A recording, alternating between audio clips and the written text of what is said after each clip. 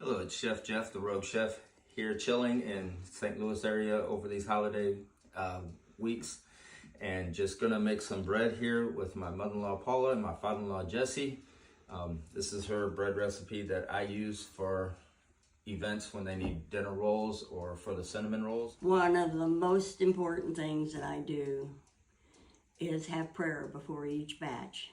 I ask the Lord to bless our work and to bless those that are going to be eating it, that they will enjoy it. It is a blessing from God, and we hand it on. We have a microwavable bowl. I've added my water, the sugar, salt, and the margarine. The reason why I use margarine instead of butter is because the margarine is oilier, so it will add more moisture, smoothness to your dough. And we're going to microwave it for about 3 to 4 minutes so that it is tap water hot. Okay. I use a whisk. Stir it up. So now that we've got our eggs in a separate bowl, we'll add them into the water mixture and just stirring and making sure we bust them up before we add our yeast. By stirring it, you get a consistent temp. I'm gonna temp it here. And as you can see, we're running about 118, 119. So right now, this is the perfect temp to add the yeast. If I were you, instead of going out and buying those little yeast packets, go to one of the box stores and buy a large bag of yeast. It will last you a long time, but when you use it, store it in your freezer. It will last forever. And it's cheaper than doing the little packets. Come on, Dad, this is where you go in because you stir it when I pour the yeast in.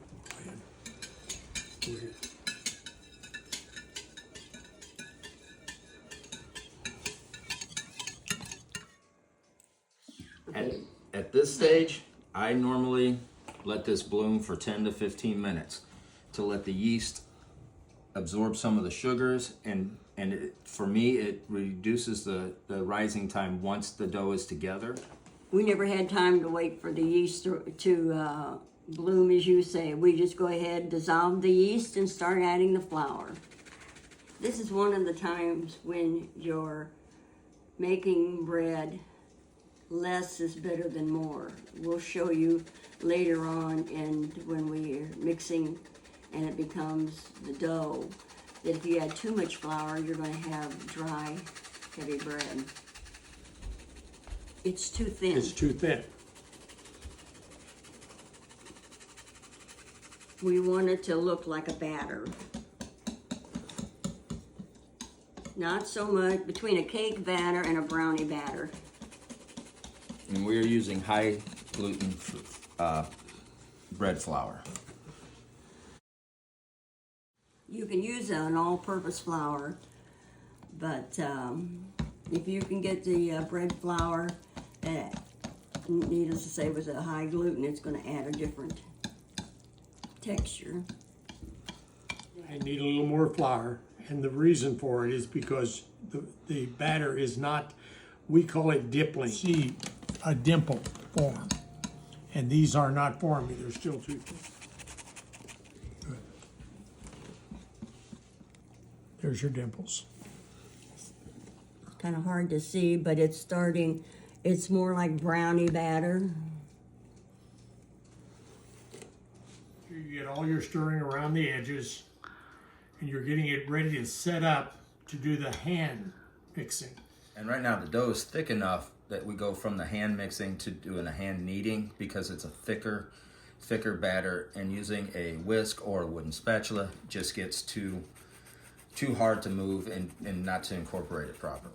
Okay, because I use one hand and I make sure that hand has a glove on it, you take your hand and make sure all the 4 fingers are together like a spatula, and you'll start on the edges and you'll begin to work this flour in to the batter, and you'll keep turning your bowl, getting it away from the edge and turning it back into the inside and mixing it. So you're basically folding the flour into the dough Yep. to where you're going to make a ball. And you'll keep adding flour until it becomes a ball and it pulls away from the side. Right.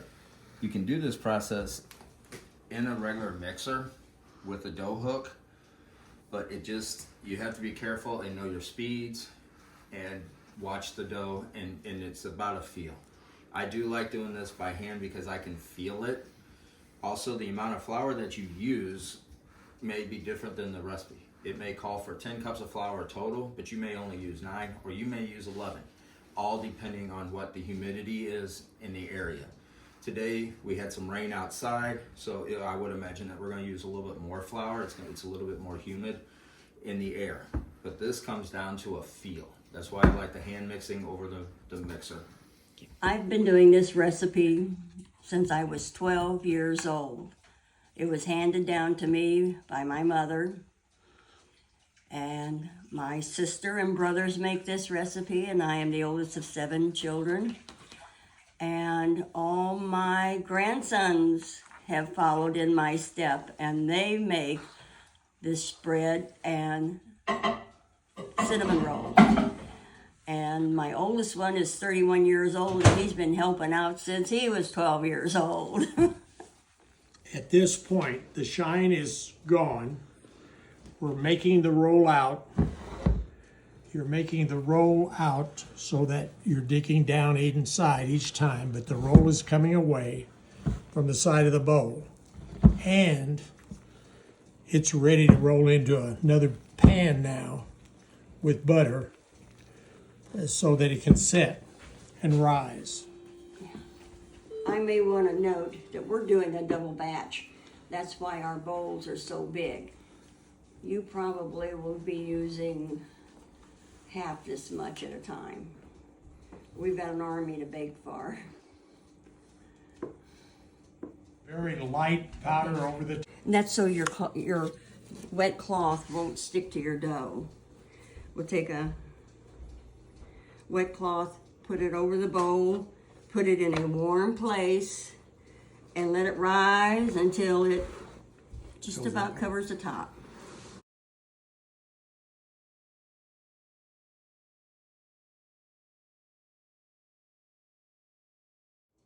Okay, look at this, and this is awesome. This is the fun part. Everybody wants to do it. It's, as you can see, it's more than doubled, and that's what we wanted it to do. Go around the edges, and we want to take all the air out.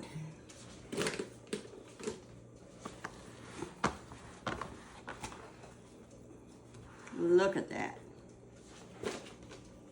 And this is why I use less flour when I'm making it, so that if I have to use flour now, it doesn't dry it out. Look at that, man, beautiful.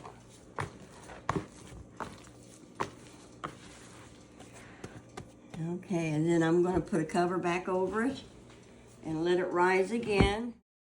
See how quick it raised again? And it's only been like 20 minutes since we punched it down.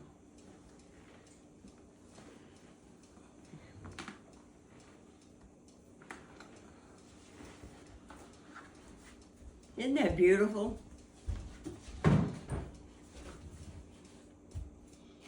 I just love this part.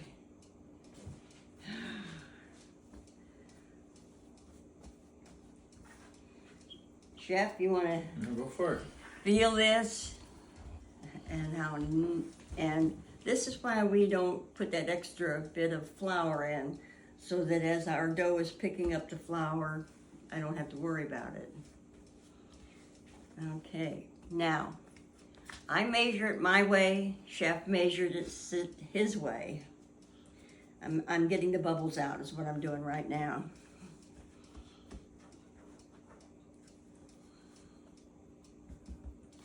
You take your dough, basically lay it in that hand, see how rough that is?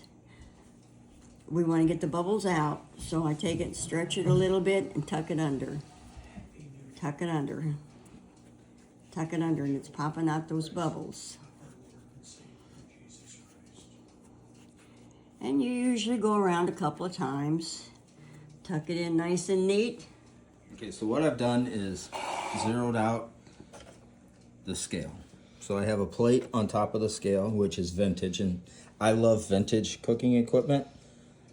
Some of the newer stuff, it just doesn't hold as well. I take, and I'll pinch off dough, and I usually, for a pan that size, I'd probably do a 2.5. And right now, that's about a 2.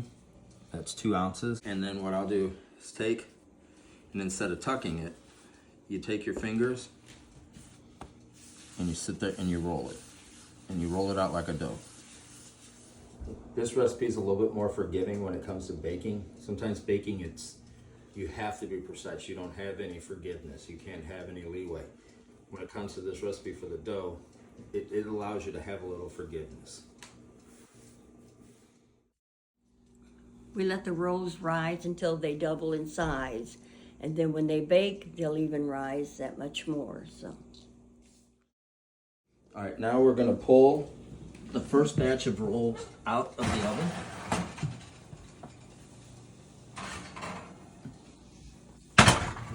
This is in for about 10 minutes. Now we will put the other one in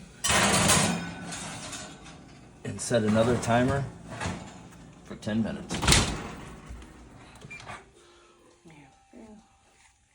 That beautiful? Okay, so at the end, I like to butter, especially when they're going out for an event or something. I like to butter the tops.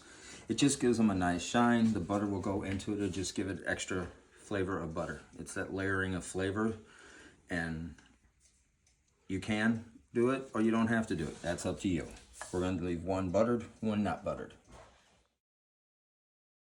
Okay, most people, like you see my father-in-law took from the edge. You start from the edge, not me. This is the best piece of bread right here. Only because you're at home. My wife and I will fight over this piece of bread. And it's still too hot. Probably should sit some more.